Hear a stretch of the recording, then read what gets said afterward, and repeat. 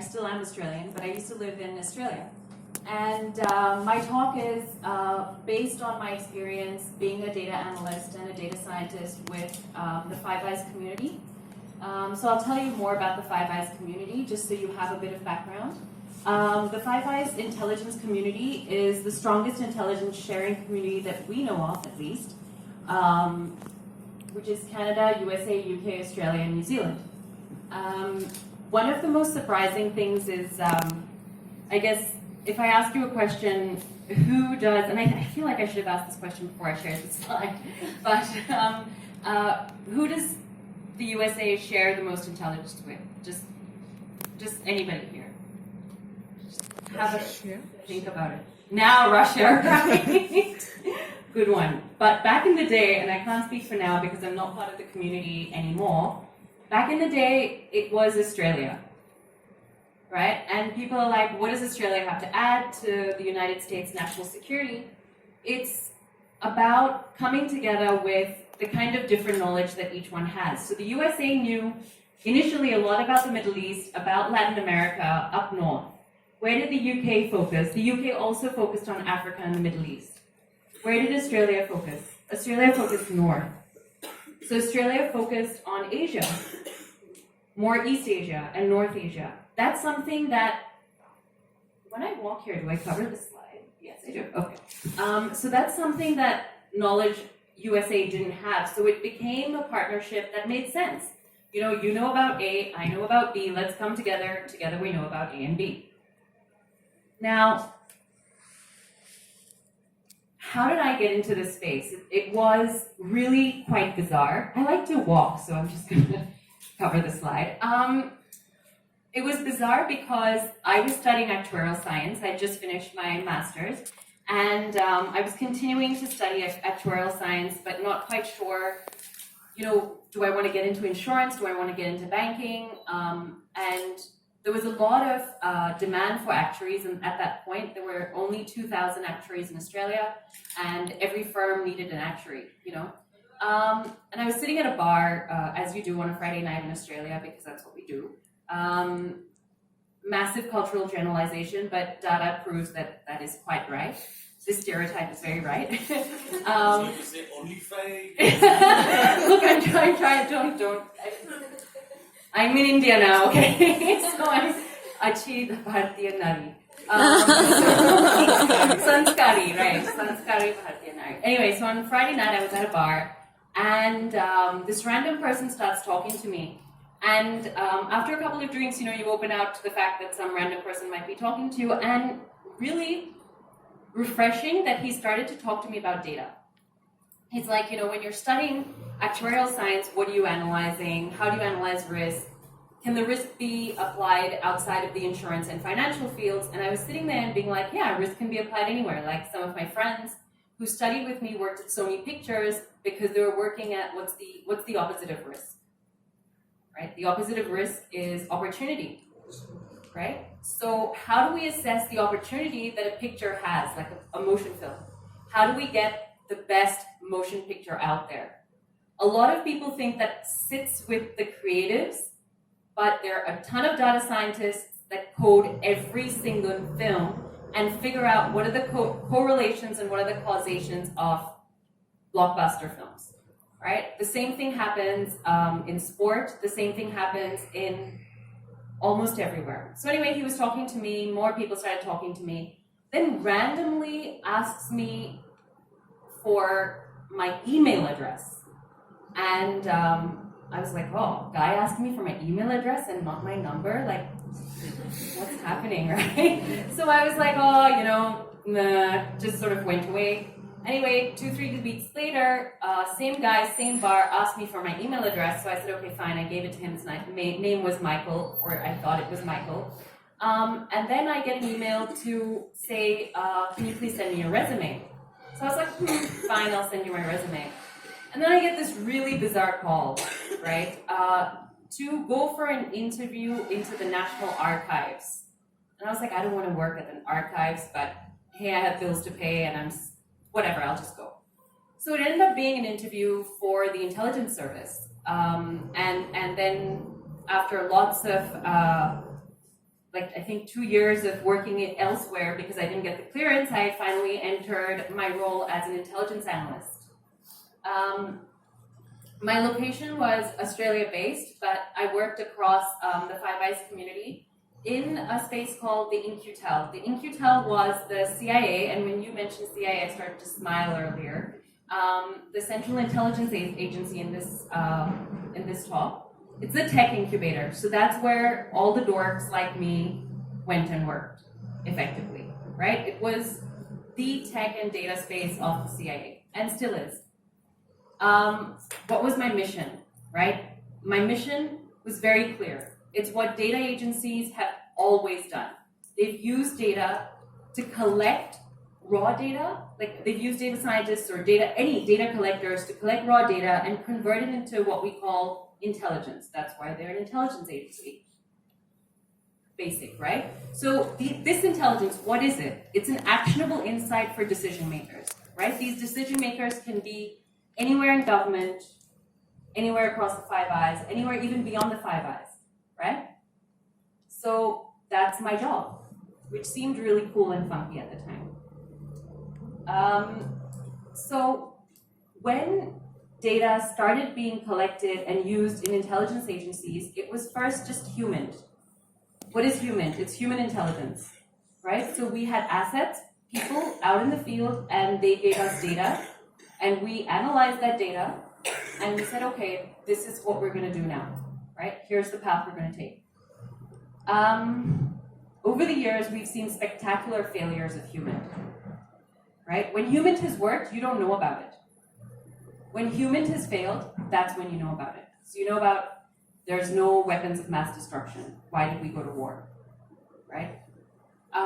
So there's some really large failures of human, which led to us, using SIGINT a bit more, signals intelligence, right? So what is signals intelligence? It's exactly what the icon tells you it is. It's interception of any signals that are moving from anywhere, right? With HUMINT and SIGINT, we still didn't really have an entire worldview, right? We're still sort of lacking. So slowly and slowly, we started to come to using everything, right? Absolutely everything that was available. And for a couple of years, being an intelligence analyst was like, I don't know, the epitome. I've never felt more excited in my life, more alive, because, there was just so much we could do. And there was so much access to absolutely everything. Then in 2013, my life became a little bit boring because Snowden came out and said, hey, look at what the intelligence community is doing. So intelligence lies in democracies, right? Even here in India, you have an intelligence unit and you have a democracy. Now, maybe you're aware of what's being collected on you, maybe nothing's being collected on you, maybe lots is being collected on you. I'm not making any calls on that. But when Snowden came out, this became a really big deal, right? So before, if I wanted to understand an ecosystem, I can shine the light on the whole ecosystem to see where the nefarious elements are, right? Once Snowden happened, I didn't have that liberty anymore, right? So say the nefarious element is here, and I have a little peephole that I figured out, and I can look through that peephole. How long do you think an element of that sort, of that nature, opens the peephole for? I have like days, sometimes months, but it's usually days or minutes or seconds to get in there. Now, suddenly I needed 20 people to say, yes, you're allowed to dig there, right? By the time I'm digging there is closed. So I'm like, okay, I spend the next 3-4 months figuring out where else to dig because I can't shine a torch on anything, right? So there is this massive tension between us as a democracy and us as national security people. When people say, oh, you're collecting on us, yes, because I don't know from you which one is going to be the next terrorist, be the next data terrorist, be the next person to switch off electricity, the national grid. I don't know what you're going to do. Are you going to just pull the plug on all the data that is on the stock exchange, for example? Can you bring the stock exchange down? What will that do? Is that more impactful to an economy than a bomb in a random train? I don't know. But the thing is, for me to be able to see what's going to happen, I really needed to shine a light on everything. And this tension, while I'm not talking about the ethics of that tension, but I really have been on this side of the tension. You know, I've really been like, in order to keep you safe, I need to understand more about you. And it's difficult to sort of write papers saying why I need to collect on someone when I have no data about them, right? So at this point for me was a real changing, like, it was a massive change in how I experienced my job, how I experienced my career. I was just writing paperwork and sitting and twiddling my thumbs, and I was bored, right? Now, let me go back before this time when things were still good for me in that space. And, you know, just think about me as a 23-year-old girl. I wasn't a lady or a woman, I was a bacha, right? So I'm super young, and I'm sent to Afghanistan as the Australian representative for data collection and analysis, basically the In-Q-Tel rep, right? I'm sent there, and there's a 4-star general in charge of the mission. Here, first of all, the fact that I'm a woman is already like freaking everyone out. 2, I'm brown, that's freaking them out even more. Like, has this person, you know, breached the boundaries? Like, I was the only brown person there, okay? There were people that were darker pigmentation than me and lighter, but no one here, you know? So this was like already freaking them out. Then I'm saying that, you know what? You are a decision maker, you've risen through the ranks, and you have really relied on human, right? People who are 60 have relied on human for the most chunk of their careers. When you've relied on something for the biggest amount of time, for you to suddenly just change is really, really tough, okay? Now, if you've relied on this, one of the things that works so well in the military is, how do I get you to lay down your life for something? Right? How many of you will lay down your life for your job? Nobody. How do you get people to lay down your life? You create camaraderie, right? You're a team, and it's you versus the world. You've got to create that existential threat, or you're not going to do it, right? So that camaraderie is so tight that anyone new is viewed as a, you know, you got to earn your stripes, right? Now, not only is this person new, she's bizarre looking and off the completely wrong demographic group, and then she's talking about stuff from a computer, right? Versus what our assets are telling us on the field. Assets are people, right? So I really have to think about the incentives of the receivers of my data, right? If a 4-star general is receiving my data, why should he pick me? And it's always a he. So why should he pick me at my data, what I'm telling him to do, my insights, my intelligence, my analysis of, hey, this is my recommendation, versus a 3-star general? This 3-star general and him have been working together for probably 40 years. They went to the academy together. They've been at the watering hole every night for 40 years, and here I am, right? Now, if I say something, and data and intelligence is always, it's never a given, right? It's always a leap of faith, right? I'm never going to be able to say I'm 100% certain. It's always something like, oh, I have an inkling, I feel, it's probable, it's possible. These are the words that we use, right? Now, what if he takes a punt on me, right? He says, okay, let's go with what Ritu has to say. what if my recommendation leads him to fail and lose men?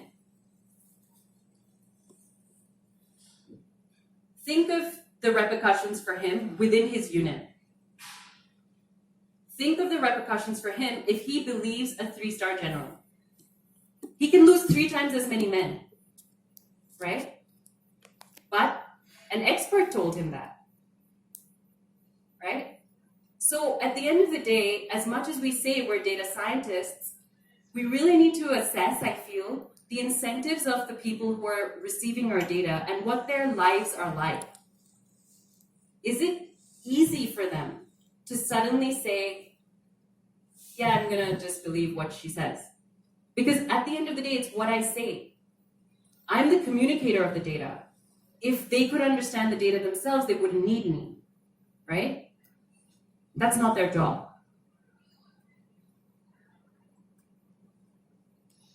So as a data creator, I realized that I was very different to the other data analysts in QTEL. What was my incentive, right? I came in all guns blazing, feeling like I owned the world. I was awesome. I was representing Australia. This is so cool. I had an alias. I had a different life. My parents thought I was an accountant. Like, I just, I was living in the movies, right? So my incentive was, I'm going to live like the movies, right? I'm not going to go and comb through like so much data and then take a call. I'm just going to be like, oh, you said that, I see this pattern, I see that pattern, let's do this, right? So I was I wouldn't say I was risk neutral, okay? Just say I was risk neutral. The average intelligence analyst who has only worked in an intelligence community is about 50 to have earned their stripes to represent and lead. For them, if they take a wrong call, it's scarier. Why? Because they've taken a wrong call before and it's had an impact. I've never taken a wrong call because I've barely taken 10 calls, right? If you've taken 1,000 calls, there are going to be some wrong calls in there. So also, I knew that I can quit and join Sony Pictures or join an insurance thing. Like, it's not going to be the end of my life. Also, I had no mortgage, I was living out of a suitcase, I didn't care. So as an analyst, my incentives were really different to the incentives around me. And therefore, my recommendations were always way, way left side, or what is this side, right side, to what everyone else's were. And for me, that was a winning strategy in a way, because it helped me stand out. For me, it was a winning strategy because in a tactical situation, you need swift analysts, right? If someone keeps saying, I don't know, I need more data, I need more time, when is the time that you just draw a line and say, I'm ready to make a call? And I think that line gets farther and farther the more experience you have. You see those gung-ho, it's like dating, if it's your first love, you're like, oh, this is awesome, I'm feeling it, everything is great. If you've had a breakup before and someone's broken your heart, the next relationship, you are really cautious, right? You're analyzing those data points from your previous relationship and you're like, cheating karega. So for me, I was literally that wide-eyed, like nothing's gonna go wrong thing.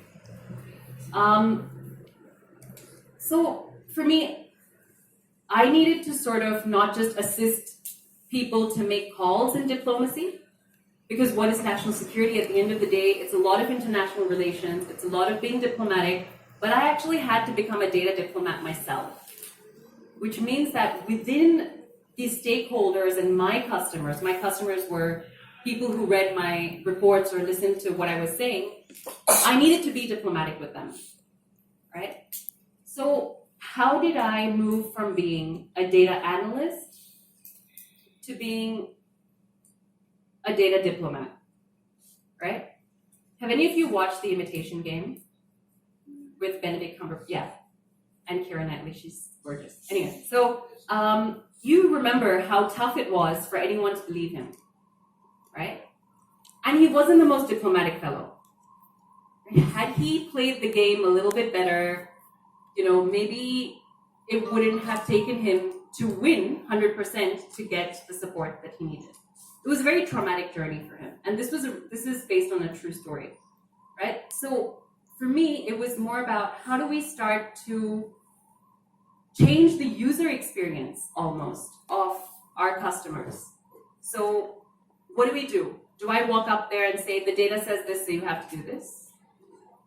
I don't know, maybe it'll work. How about if I'm speaking to a 4-star general, instead I go all the way below to the pyramid and start to make friends with all of them, right? So for almost 1 month, I did zero analysis almost and only became friends with everybody, right? Wanted to hear their views on stuff. It was a long-term piece that I was working on, so I had the time. So I would take a piece on a particular country and say, look, I'm analyzing what's going to happen here. What do you think? Right? Even though I really, in my stupid, immature self, didn't care what they thought, right? So what I did was start to make people believe that I really cared about what they thought. Now I'm much more mature and I genuinely care what people think. At that time, I really didn't. I thought I had all the answers. But being a data diplomat meant that I got everyone on my side. And when I put out reports, I would ask them, hey, what do you think about this? And if they said that, yeah, it matches what I'm thinking, then I'd be like, would you like to co-author? I'll put your name on it. Right? So I'm giving my work to other people. And maybe I'll miss one promotion. Maybe I'll miss 2 promotions. Because I'm giving everyone else the snaps and the claps for my work. But it really worked for me because when push came to shove and I knew I cracked something big and I wanted all the attention and the kudos for that, I had the whole organization backing me, right? So for me, it was a game theory almost, where I'm like, when do I pull it and when do I push it and when do I position whom? And it seems really kind of scary that people do that, but to be honest, that's what workplaces are, right? And at the end of the day, if you want your data to speak, you need to learn how to let it speak through you, right? It's not always going to speak for itself. So my biggest learning was that I needed to be very diplomatic in how I presented my data, to whom I presented my data, who I had on my side, how I, managed all of that. Now, I don't need to tell you guys about this. You have already, I'm preaching to the choir here, but data really is everywhere, right? And when I speak to young, especially women in data, I feel that I know that Fractal Analytics has sponsored the event, and it's really awesome that people move into the the analytics space. It's mainstream. It's where